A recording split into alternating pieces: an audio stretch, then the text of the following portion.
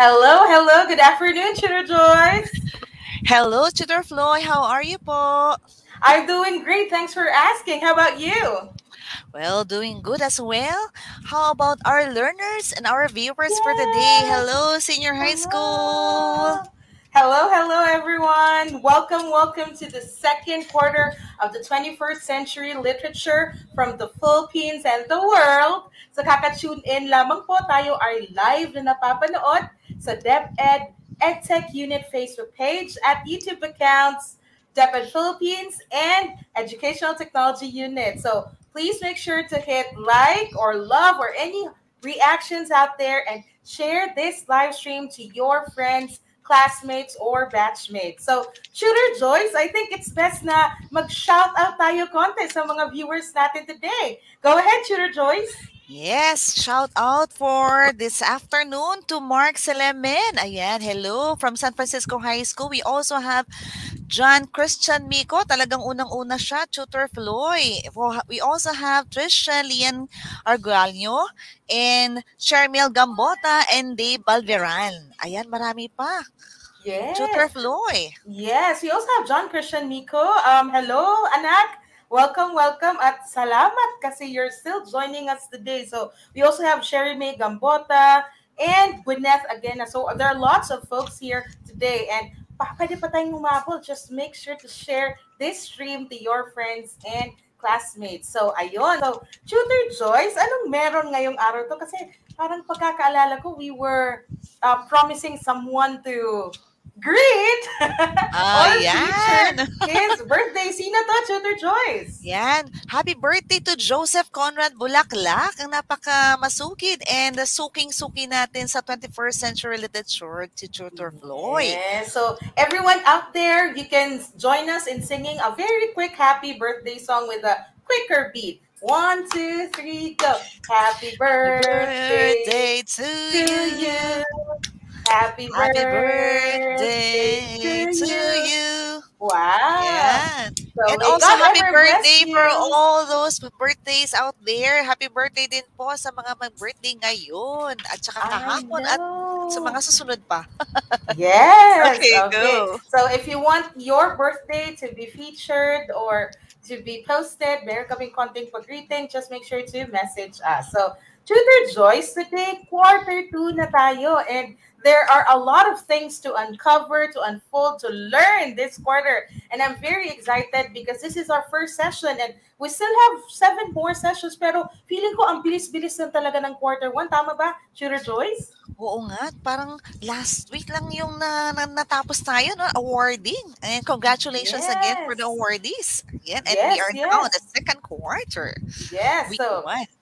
Yes, and then for this quarter, here are the MELCs or most essential learning competencies. So we are to write a close analysis, critical interpretation of literary texts that we read or were assigned to.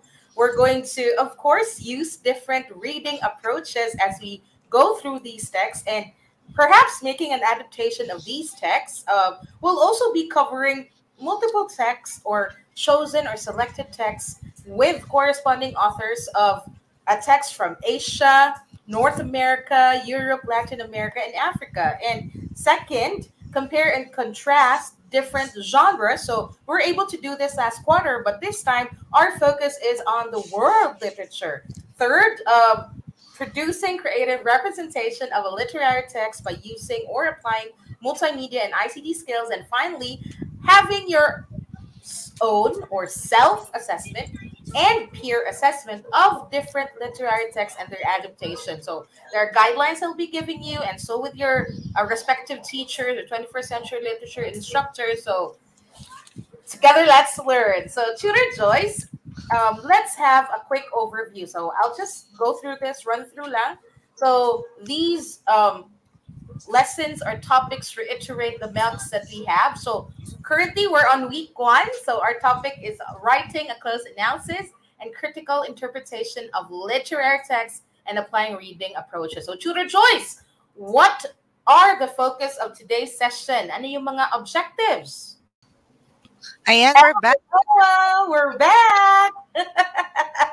Okay. So, Tutor Joyce, medyo may konti lang na parang aberya, but not to worry, we're back. Thanks for our director, Direct Ken, for assisting us. So, I believe we're able to uncover the different milks. So, we were able to present it kanina. And nakita po natin there are 4 milks. And despite them being 4 lang po, we're able to stretch this out into 8 weeks. And as we stretch out these topics, meron po tayong konting overview or session guide. So we're on our first week, writing a close analysis and critical interpretation of literary text and applying reading approaches. So yun po yung gagawin natin today, yun yung i-uncover natin today. So Tutor Joyce, what are the objectives? What are the targets of this session?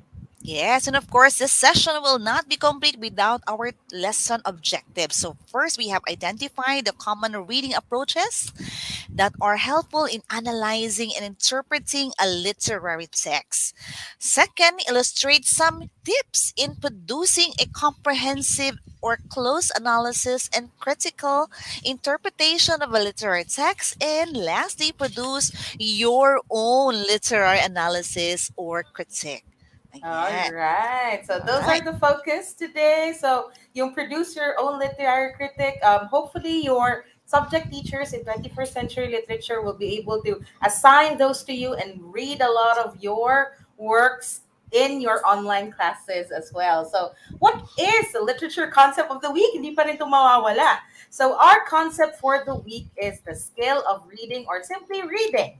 So reading is a skill that we've already acquired as early as elementary. In fact, once we start listening or we try to hear sounds and process it in our brains, our neurons, we're able to respond through speaking. And as we master those two or acquire those two skills simultaneously, eventually we'll also be able to check some printed works or codes or symbols and be able to read. So across the globe, there are different ways to do it. And I hope in today's session, you'll pick up just few, if not all na talaga, hindi lang few of these reading approaches. So how do we read? So Tutor Joyce, tanungin kita and also our students. So for those of you, comment na po tayo, how do you read or how should you read? Ikaw, Tutor Joyce, paano ka nagbabasa?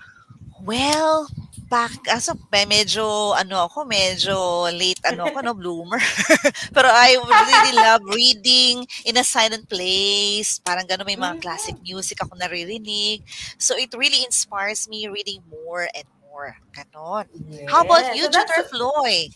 Yeah, so that's good. I also enjoy the same thing when I read. So I play some music, especially if parang ang dami ko nang iniisip and I'm drowning with tasks. So I play some music. If I want to relax and I want to concentrate, definitely some classical music or acoustic songs. Wow. Or wow. Yes, Love cover it. songs. However, if I feel so drowsy already, I go ahead and play a lot of loud music, sometimes even rock. I reach that point just to make sure that I'm upbeat and all, and I have so much energy as I read. And if I know already a material, I'll quickly scan through the material because I wanted to jump into portions of a text which I'm not that familiar with. So, Tutor Joyce, since we're able to have that, sana yung mga students natin, pakitype lang po kung paano tayo nagbabasa. What's our best asset or best practice when it comes to reading? So, Tutor Joyce, what are reading approaches then? Well, the reading approaches that we have, ayan. Of course, ayan, Tutor Floy muna, ating slide. And we have here, there are so many strategies talaga in reading. But when we speak of reading, these are common for teachers and parents to feel overwhelmed. But literature-based reading instruction involves reading, teaching through exposure to literature. Ayan, Tutor Floy. So in other words, so students learn how to analyze text by reading and analyzing. But if you're going to go to look closely. No, we are the plan and explicit action that help readers translate print to meaning and also help improve readers decoding and reading comprehension skills. And of course, yung focus natin, wag mawawala, literature-based instruction is to help children develop. Ano ba yung dinidevelop sa kanila dyan, Tutor Floyd? It's the literacy skills, no? Through having a real-life literary experiences. And there Yes. are four, Tutor Floyd, alam mo ba, there are four reading approaches that we will be sharing this afternoon. Ayan. And to Mhm. start with, we have here skimming. Ayan, meron tayong scanning. Mhm. And we Mhm. also have the intensive and extensive reading. And of course, to start with, Tutor Floyd, take it away. Yung Yes, unang-una. yes, yes, yes. So, since there are four, let's go over the four. The first one is skimming. So, this is something that's very common to us if we're already familiar with the text. So, we've read it before, and as you go through the material or as you skim, you just get the summary or the gist of the text because you already know where to go. What are common scenarios of skimming? Let's say you're so excited to check out a new product or a new service. You'll go ahead and type or search for latest reviews from users or fellow consumers. That's skimming practice. Another would be, let's say you're preparing for a speech and you're trying Mm. to read your cue cards or notes before a speech because you don't want to forget any detail in the speech. So that's another scenario for skimming. We also have searching for something in our notes, or maybe you're having a review with a friend or a sibling, and then, yep, skimming is there and will never be gone. So that approach is so common. So let's have the second one, Tutor Joyce, which is Yes. scanning. Well, scanning. So we have simply running the eyes over the text, and actually scanning differs from skimming in that you do not deal with all the content, no, in scanning, but search through the materials of a specific purpose or Mhm. specific word. So you are really finding the answer to the question, something like that. Tutor Floor. And then Yes. you're seeking an appropriate quotation, reference ba, or statement. Okay? And especially, no, isa pa, yung mga, you're locating names in directory, ayan, words in a dictionary, Yes. prices in a catalog, ayan, or it's a quickly reading a text to get Mhm. the summary of it, or aim only at finding the necessary, no, take note, necessary information in a text. All Ayan. right. So, Tutor Joyce, I just wanted to emphasize this part kasi medyo na-mention mo na we are trying to summarize a text. So, ganito ha, pag skimming kasi, you already are familiar with the text and it's easy to get the gist or some portions. However, for scanning, nagiging summary in the sense na parang, for example, meron kang hinahawakan, tapos meron na siyang parang chapter summary. Let's say, ang haba ng text, patingin nga ng chapter summary or parang recap ng summary na to. So, dumidiretso ka na doon kahit hindi ka familiar sa material. Alright? So, Yun, there are oo. some other examples. So, Tutor Joyce, baka gusto mong i-share. Yeah, lalo na, no, we are also familiar with the emails that we have. You usually scan it's actually a technique where students search for keywords in inbox, mga ganon, or it could be an email or subject for in our or news article or even food, no? And pagka pumunta tayo sa mga restaurants, no? We visit Yes? there and then we search or scan what our menu for that restaurant, something like that. Yan. Okay. Okay. All right. So, thank you for that, Tutor Joyce. So, kung gutom na gutom tayo, syempre, ang bilis lang talaga Scan mag-scan. lang. Ano ba talagang order Yes. natin? Parang ganon. Okay. And Yes, and we also have reading approaches, two more, Tutor Joyce. So the two remaining reading approaches here would be intensive and extensive reading.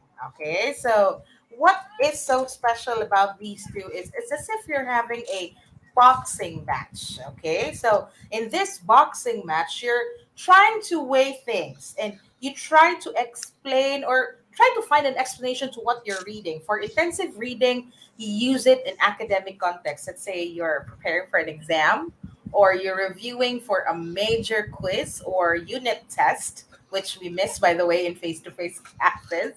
So it we're taking time in reading a material and really pausing when you think something is difficult or when you see an unfamiliar term, you go ahead and pause, search for the meaning of the term, then go back to that portion of the text and then understand the text or interpret that portion of the text before moving on to the rest. Okay, so intensive reading is so special because you can really see the focus or the concentration of you as a reader. You don't take the reading material for granted or miss any point. So talagang tutok na pagbabasa, kumbaga. Mm-mm. Extensive reading, on the other hand, it's somehow similar. It may take time or may consume time if and only if you're enjoying the material so much. Let's say you're reading something that's not assigned to you. So in other words, ito yung mga opportunities for you to read leisurely. So intensive Mm. reading, academic yung purpose, extensive, competitive din siya in terms of time. Pag na-enjoy, mahaba din yung pagbabasa. But you do it in a very leisurely way. So comfortable way, convenient way. At hindi siya required, kumbaga. Alright? Yun. So, Okay. That's nice. Okay. yes. So, Tutor Joyce, ano yung mga further reading tips na meron tayo? I'll begin first, and that's vary your Mm. reading rate. So, if familiar yung words, yung concepts, or repetitive yung examples, and then the illustrations are so easy to interpret, one glance lang, kaya-kaya niya, and concepts produced or shared are general. Yung kind, I'll close my eyes, I'll shut my eyes, I already know what the concepts are. So, your reading rate, faster, okay? On the other hand, if medyo maraming unfamiliar terms or words that may need unlocking or long-winded sentences, so or words that are quite um, verbose in nature, ang daming words, daming sentences, daming ideas, and highly detailed information, definitely your rate becomes slower because you're intently reading a material. And sometimes, if hindi man slower, kung slow na ka na talaga, at least medyo steady lang yung pagbabasa natin. All right? So, that's amazing, right? How about the Yeah, second one, nice. Shooter Joyce? Well, the second one we have to look out for pivotal words, no? Ito mga pivotal words na to, in other words, to repeat. Actually, these words are some kind of what we call the transitional words. So we have to look out for this. In my examples natin yung consequently, therefore, for these reasons, or in entirely, while, on the other hand, because these are several phrases, conjunctions, that words help us to understand what's coming up next or what's next, diba? Oo, and Yes. knowing this can be a big help when we are deciding to read the following section. Ayan. And yan, isa yan, yung Mhm. repeating words such as in other words or to repeat. It Yes. it means you are about to read or repeat the information, no? Mhm. Parang you are emphasizing it. Ayan. And another Mhm. one, we have Yes. the cause and effect, tutor Floy. On the other Yes. hand, ayan, yung because, Yes. so, consequently, and therefore. Yes. I And know. ayan. All And right. summarizing words will be followed by information that can give the big picture. These includes yung mga for these reasons and in conclusions.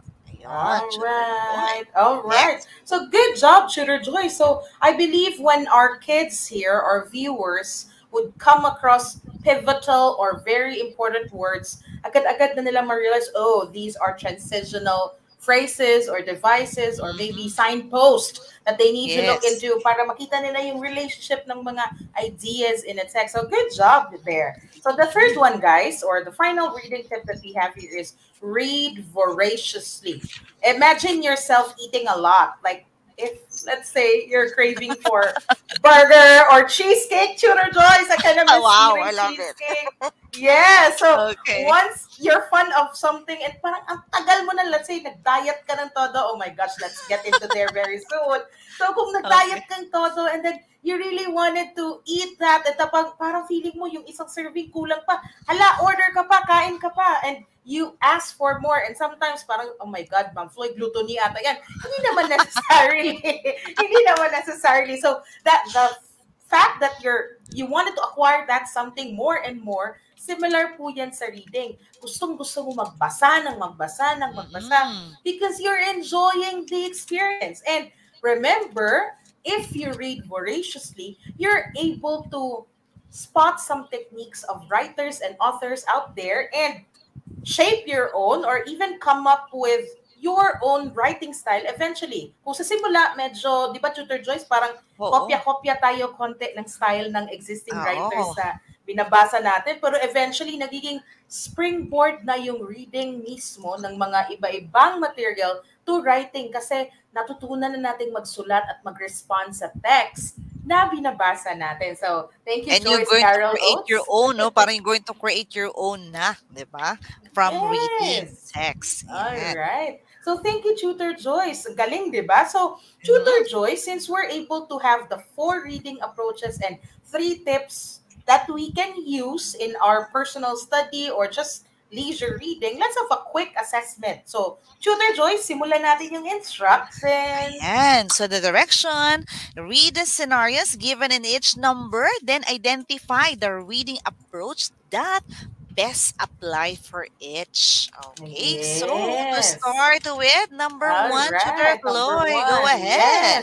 So, Tutor Joyce, before ko babasahin, baka na-shock yung viewers natin. Ako personally, I was surprised. I was checking my phone every now and then. I was supposed to respond. Kaso we were meeting some technical issues or problems kanina. So, parang hindi na siya na-stream sa EdTech Unit Facebook page. But not to worry, because you can still join us in the YouTube account, Educational Technology Unit. Hanapin lang po natin yung 21st Century Lit na nagsistream po live today, or maybe visit one of our pages. Nag-share po ako sa sarili ko pong profile ngayon and then tagging Tutor Joyce and Tutor Jerry for creative writing para makita nyo po and you can still stay in the loop. So first item, daming libro, Tutor Joyce, no? Go ahead, Tutor Floyd. Mariam loves reading novels and short stories during her spare time. According to her, such hobby did not only provide her entertainment but also improve her vocabulary. So wow! So, hindi lang siya nagbabasa because she is enjoying it. Meron ding enhancement when it comes to learning or relearning different words or terminologies.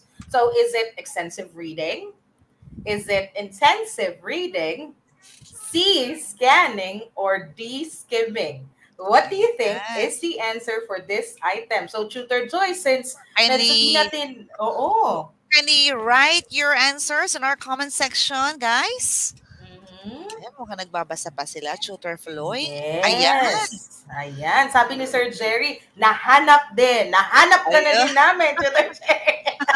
We're here, Tutor Jerry. Hello. Yes. Hello. So what do you think is the answer, guys? Yes. Write your answer to our comment section. Okay. So, while we're at it, Tutor Joyce, I think it's best na we reveal it na kasi hahabolan yung iba nating learners today. And the answer is, Tutor Joyce, ano sagot mo? May answer na tayo. Yes, wow. From Trisha, Lian, Argalio, we have letter B. Ang sabi niya, letter B, tama kaya siya? Tutor Floyd, reveal mo na. Letter A. Ayan, letter A. So, ganito siya, ha?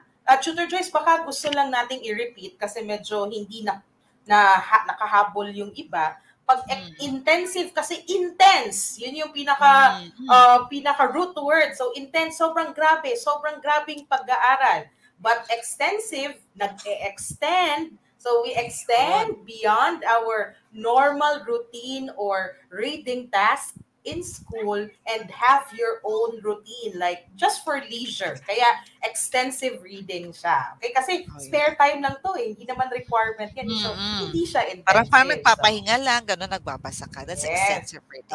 Okay. So, but still, thank you, Trisha. Ay, short stories pala. Yes, so thank you, Trisha, kasi you're able to try answering it. At least malapit ka na sa sagot. So don't worry. There still are other items. So next one, Tutor Joyce, go ahead. Number 2, we have Roland together with his friends visited a newly opened restaurant shortly after the pandemic. He was eager to pay for everyone's meal, that he grabs the menu as fast as he can and start choosing the best food options for everyone. Ako, nakakagutom tong ating Number 1, letter A, is it extensive reading? Letter B, is it intensive reading? Is letter C, scanning, or letter D, skimming? Okay, let us see your answers, guys. Write your answer in our comment section. Go, go, go. Yes, go ahead. Tignan ko din, Tutor Joyce, no? I'll grab my phone for a while, and while we're at it, I'll also try sharing our live feed. Parang di ko pa rin siya nakikita sa page natin. So I think the YouTube account link that I've shared would suffice. Tama ba? I think okay na yun, no? Pwede na mag-team replay po tayo. So, not to worry. So, ang answer dito, Tutor Joyce, i-reveal ko na. Yes, reveal na natin. Tutor Floyd, the answer is letter C, scanning. Ayan. Yes. Go, go, go. Next. Okay. So next one is Micah wants to answer the guide questions as quickly as she can. Parang nagmamadali lahat ng character natin ngayon, Tutor Joyce. Go, go. So, she looked for specific signposts or mga clues, mga mini heading, subheading, or lines in the selection that might provide her the instant answer. So, what did Micah use? Which reading approach? So, same set of choices po tayo. Extensive reading, intensive reading, scanning, or skimming. So, what do you think is Micah employing? What was she using? Na natin. Ayan. Mukhang late yung answers natin, Tutor Floyd, sa comment section. Kaya nga, okay lang yun. Sige lang, bawi sila sa replay. Bawi. Yeah, so tama si yung kids natin din out there na sumasagot with us virtually. The answer is we're trying to skim kasi we're already familiar of we can already assume here na si Micah kaya alam na niya yung mga sagot or saan hahanapin or specific lines kamo sa selection because she's already familiar with the material. And remember, we do that either by skimming or scanning. Kaso alam natin alam ni Micah. So skimming yon. Pero if it's a new material, definitely she's scanning. So nakita yung subtle difference. Alright. Diba, Teacher Joyce? Yes. Ayan, may answer tayo. From Trisha Lian Argalia, nag-try siya ng sumagot. And her answer is letter D, skimming. Okay. So, ayun na. So, sana nakita yung difference yung kay Micah kanina. Pag hindi familiar yung material, definitely you're scanning. But if it's something that's mabilisan ng skimming, tama ba, Tutor Joyce? Or nabaliktad ko? Okay, tama. Sige. Next one, Tutor Joyce. I believe this is your item. Yes, I shall burn the midnight oil so I can ace my scheduled quiz tomorrow. I don't care if it have to go through an extreme amount of reading tonight. And is it A, extensive reading, the same choices? Letter B, intensive reading, C, scanning, or D, skimming? Okay. Ano kaya? So, for the information of our viewers, when you say burn the midnight oil, it means you're reading, you're studying, very late at night. So, ang tagal yung ginagawa kasi you wanted to finish familiarizing a material or a quiz. So, I think we have a correct answer here, Tutor Floyd. Preparing for a quiz. So, ano kaya yung Tutor Joyce? Anong sagot? Ayan, tingnan natin si Althea. Ang sagot niya, letter B, intensive reading. Congratulations, Althea. Good job. Yes. And I believe this is the final one. Tama ba, Tutor Joyce? Yes po. Okay. So, Teacher Christine encouraged her students to read not just for academic purposes, but also for leisure to get the best out of the reading experience. So, same set of choices, you guys. So, extensive, intensive, scanning, or skimming. So, ano kaya to? So, tingnan natin. So, tingnan nyo ha. Hindi lang academic, pero nakikita niya na it's also for leisure. Kaya siya. So, ano kaya yun? Actually, dalawa to Tutor Joyce. Kahit yung sagot dito extensive, okay? Pwede naman siyang intensive kung academic purposes, pero kung leisure yung focus, extensive reading siya. Yes. So, ayun. And then, wow! Congratulations, everyone! Everyone! Ayun, lahat ng participate. Okay, thank you so much for participating and joining. Thank you. So, Tutor Joyce, since we have few minutes left, konting run-through ko lang yung literary analysis, but I'd like you to define it for us. Go ahead, Tutor Joyce. Yeah, so when speak of literary analysis, this is examining and evaluating a literary work to be better understand it. Not just a summary, but instead it is an argument about the work that expresses a writer's personal perspective, interpretation, or judgment ba niyan, or critical evaluation of the work. And here are some tips, Tutor Floy, that we would like to share. Ano-ano mga ito? Okay. Tutor Joyce, let's have the first two. Or gusto nyo ako yung mag-discuss? Number one. Sige, go ahead, Tutor Joyce. Okay, go. Number one, annotating the text. Ano ba itong annotating the text? Or simply, pag sinabi mong annotating the text is any action that interacts with a text to enhance the reader's understanding of recalling of or reacting to the text. Ayan. And number two, comparing and contrasting the personalities or decisions that characters make. Ano ba ito? So furthermore, the development of the characters makes the audience care about. It's because when we speak of comparing and contrasting, these are ways of exploring the similarities. Yun, the similarities and differences between two things. And the third, Tutor Floy, ano yung pangatlo? All right. So the third one here is identifying the author's purpose and style and the context in which the work was written. So last quarter, we're able to uncover these contexts. So my social, my political, ang dami pa actually. And then once we get to know these contexts, we'll understand better why the author came about or produced that specific material. What was the inspiration? What was the context that he was part of? At the same time, if you just wanted to focus on the text itself without recognizing the author's background, tinitingnan mo yung context mismo na nandyan yung mga characters sa text. So, maganda to, parang hindi lang outside the text, inside din yung focus natin. And then, once we get to identify the purpose of the author and yung style niya, agad-agad tayong makaka-decide, wait, I think the purpose of the author is this, so that's the reason why we're seeing this and that. So, tapos you can quote maybe some lines that prove na ito yung nagiging cause or ito yung mga not really implication, but these are lines that would tell us na this is the author's implied purpose. Okay, so yun. And fourth one, specific literary approach or theory that they'll be using. Kasi Tutor Joyce, di ba?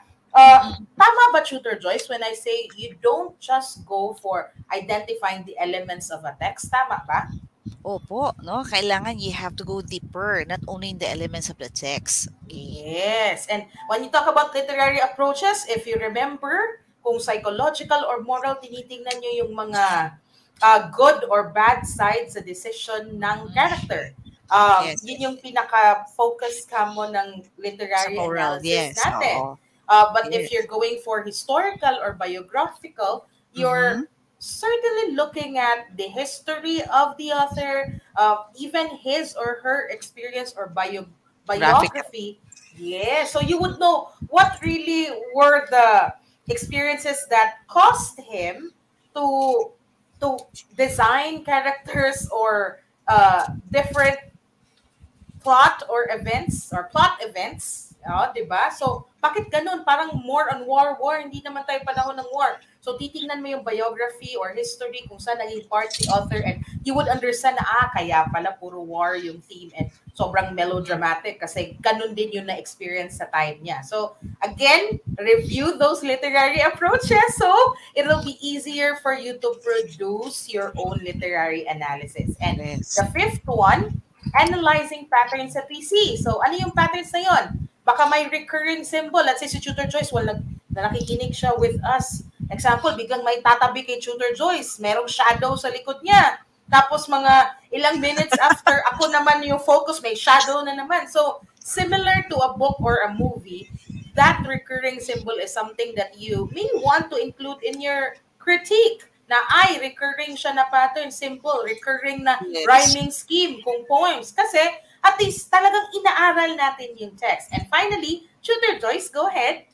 Including pieces of evidences to prove your points. Ayan. So, kailangan yun. So, hindi lang basa-basa nagbabasa. So, you have to get evidences just to prove whatever you want to prove on your piece. Ayan. Yes. Okay? And remember, you should always quote the lines in the text, specific lines, hindi kailangan buong sentence that would give enough evidence or piece of evidence sa point mo. So, let's say, I see that the author is trying to utilize this recurring symbol. Tapos, you can quote some lines. As he puts it, or tapos ilalagay mo yung line na gano'n, tapos explain ka na naman. So, that's how literary analysis works. So, hindi lang siya mere answering of the who, what, where, when, why, how. Talaga tinitingnan natin lahat ng aspect ng text. And having heard that, Tutor Joyce, since we're able to have the tips for literary analysis, I believe ready na yung mga students natin sa incoming days. At recap lang tayo, Tutor Joyce, sa cover natin today. Opo. So we have our lesson recap. We have the skimming, scanning, intensive reading, and extensive reading. Because when we say reading, not all reading approaches may work in a situation or a person. Tandaan niyo na. So hindi pwedeng, kung yung kay Tutor Floyd, sa kanya mas effective sa kanyang skimming or intensive reading. Sa akin naman, more on, mas mahilig ako sa extensive reading. So it depends on the person. So, hindi pare-pareho. Ayan. And there's always a time and place for different types of reading. Yun binabanggit ni Tutor Floyd kanina. Yes. Okay. So, depending on context po yan, people. So, hindi ibig sabihin na comfortable kami ni Tutor Joyce sa isang specific or few reading approaches that will stick to that all the time. So we can always make adjustments depending on the need. And of course, as we go through these approaches, we're able to produce our own literary analysis. So here is the task of the week. So we have two options. Tutor Joyce, please read the first option. Yes, so number one, we have to option A, share some personal tips on how you read. Okay, paano ba yung mga paraan ng pagbabasa ninyo, or share any reading approach that would wonder for your last quarter. Parang baka meron kayong mas maganda pang strategy or approaches na na-share, pwede nyo i-share na hindi namin na-share ni Tutor Floyd, no? And you might include some pictures of you performing. Okay, such reading approach, ideally with caption, syempre. Ayan. I post sa ating FB page, ha? Ayan, guys.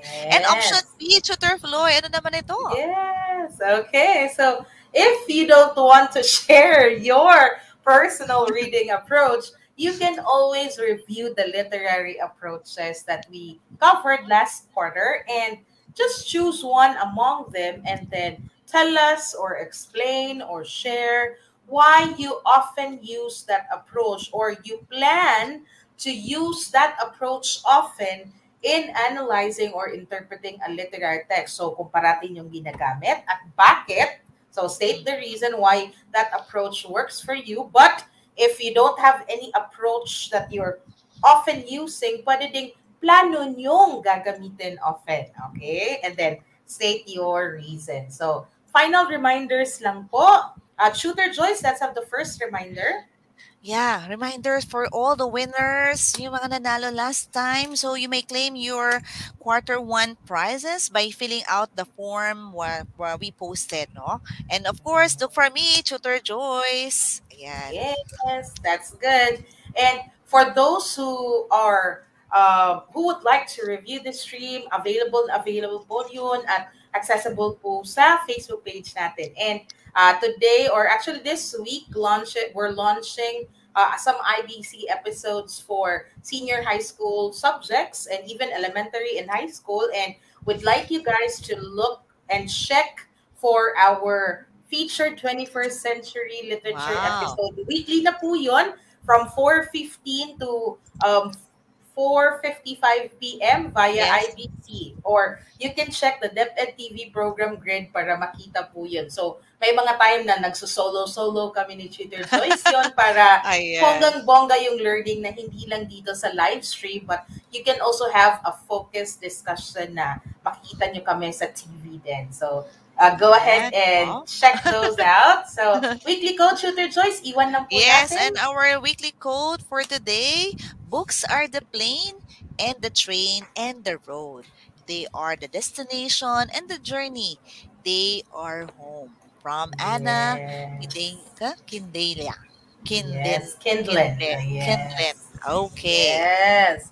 So, ayun. So, wag lang gamiting instrument or vessel yung books for learning and for leisure. Gamitin din natin yun as one of our inspiration para we'll be getting or reaching our destined place na gusto nating, let's say we're reading Emily in Paris, talagang makapunta tayo ng Paris, mga ganon. And really go through the journey. Kasi minsan, di ba, Tutor Joyce, Yes. para tayong Go, go. natatransport sa ibang world. So, Once why you not? read, di ba? Go, go. Yes. So make it your home, make it the habit. And speaking of habit, I'd like to remind everyone na ongoing pa po yung National Reading Month or book celebration this month. And sana po you'll continue reading, drop everything and read at times, and join us next week. So that's about it, guys. Don't forget to subscribe to the DepEd EdTech Unit Facebook page. And if in any case magkaroon na naman ng konting glitches, you can always visit the YouTube accounts EdTech Unit or Educational Technology Unit and DepEd Philippines to revisit and share our episodes. Ayan. So, but before we close, Tutor Floyd, yan yung mga approaches that we have shared this afternoon. I hope you have chosen already one as your approach, and then by that, you will love and enjoy reading. Yes. So once again, this is Shooter Floyd. And I am Tutor Joyce. Yes. Saying, Your virtual mentor every Tuesday from 4 to 4:40 p.m. saying, Tutor Joyce, ano yung last na message natin? Have fun in exploring the different concepts and texts in your weekly habit here in 21st century literature from the Philippines and the world. Yes. Make sure to tune in for the next class, Reading and Writing with Shooter and Creative Writing with Shooters Kit and Jerry. Thanks for watching, everyone. See you next week with Tutor Floyd and Joyce. Take care. Bye.